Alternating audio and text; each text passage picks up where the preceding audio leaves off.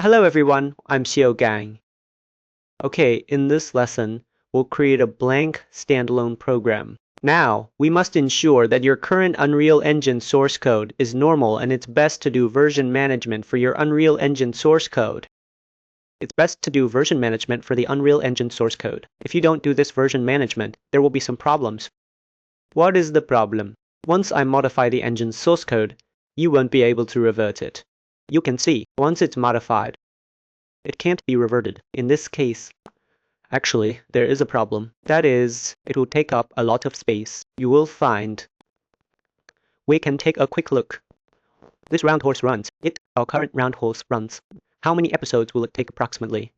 You will find that it far exceeds 300 episodes, right? Because it also contains a gate of version management. So when we pull the round horse to run, you don't have to pull down the entire gate hub. You just use one version. Just pull one version. That is, you go to download. You don't need to go through various clients in this way, because this may have potential issues because of this memory. Hard drive space may be insufficient. Then, if we need to write this part, so how do we write it? Actually, we just call it out and just write it accordingly.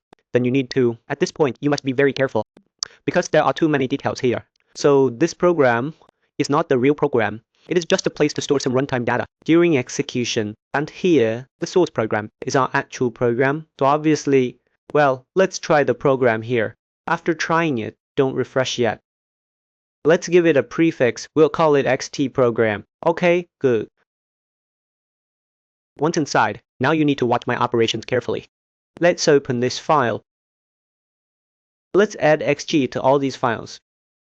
We can ignore this resource. Resource can be ignored. It's just the icon. Then here we definitely need to add XG.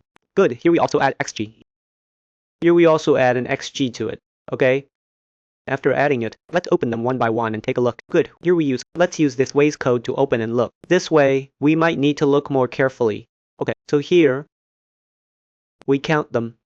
We could actually use replace, but I won't use replace here because I clearly know what I need to change, so I don't need to replace it like this. Here we add an XG. Pay attention. This is program. It is a target. It specifies what package to build it into. And here we add an XG. And for this launch module M, we also add an XG. Okay, then let's check again if there are any other places. It seems there are no other places for now. What do these options below mean? We'll explain them when we use them later. Actually, the comments are all there. The question is whether to compile the engine or what to compile. Is it API, cache, and some other option settings like that. And one thing to note here is that we should try not to compile the engine module in a standalone program because it won't compile. Also, you have many plugins. If your plugin uses the ng module, congratulations. Your plugin cannot be used in a standalone program. The most common mistake is when we write a plugin, we often write a blueprint. A class like a function library. Right, but this class cannot be used in a standalone program. If you inherit from this class, you need to change it to inherit from publish. Only then can it be used. Okay, we finished modifying this file. Next, let's move on. Next, let's look at this file. Okay, this is our module. Obviously, we need to add an X key here. Our module names cannot be duplicated. If they are duplicated, then obviously it's wrong. Let's check this place. So we've made all the changes. There's no problem here. Next, let's look at this file. Let's first look at the file below. Okay, so looking at this file, we find that there's no problem. Okay, let's look at this file next. Okay, this file also has no problem. Now, let's look at this file. This file has a lot of changes. You will definitely miss this place, especially if it's your first time doing it. You will absolutely miss it. And here, the receipt character was changed. We use the small steel 日 character. So you can see that our date here is a static date. It means we can only use it within this file. So this is the implicit application. It's a class this module, right? Let's put the next one. Okay, that's it. Okay, then let's go through it line by line and up to this point. So far, it seems there aren't too many issues. Let's take a look below. Okay, so once there are no issues here, we'll come back.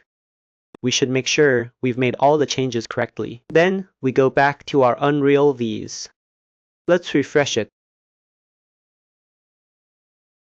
Okay, obviously we have a problem here, right? Okay, let's take a look. The issue it marks is in Target.cs. So obviously the cause of this problem should be like this. We can go back here. Programs. Let me think about programs. Find our xg because x is towards the end. So source program.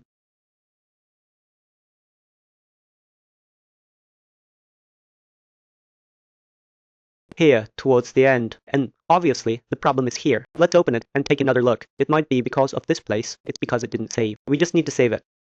Because you'll have this problem when using VS Code. It's just that sometimes it doesn't have this autosave feature. It's not called autosave. It means you need to manually confirm to save. Then at this point, we go ahead and check again. Go back here again. Making this mistake is very normal. If you make a mistake, just delete the file you added. Yes, you must make sure your ending is working properly before you execute it. Otherwise, this won't debug properly. Where exactly is the error? Okay, now let's reload the engine. Then pay attention here. If you are using the Unreal Engine and you modify your Unreal Engine, then you not only need to refresh the Unreal Engine project, but you also need to refresh your own project.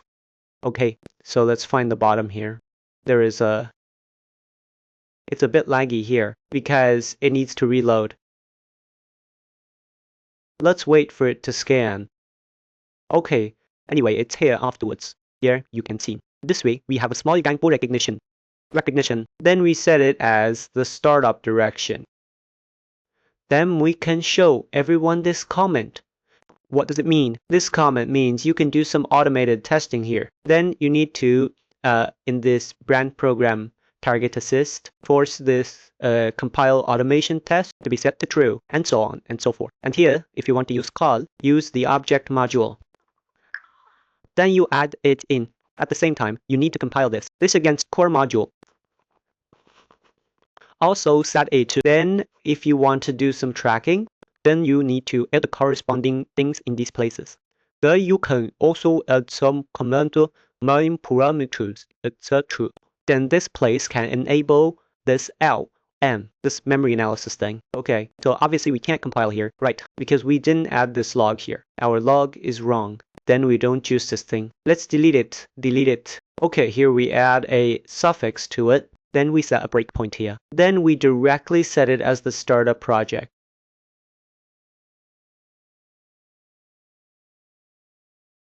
Let's check if it's normal.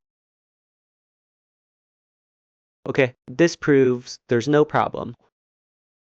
You can see, right? Let's execute another line. Okay, no problem. Then it starts to exit and absorb. That's roughly it. Good. So after this, you will have your own standalone program. Then you can boldly use the excellent framework here to build your own Unreal editor and the whole set of Unreal standalone program. Okay, we will stop here for now. Thank you all.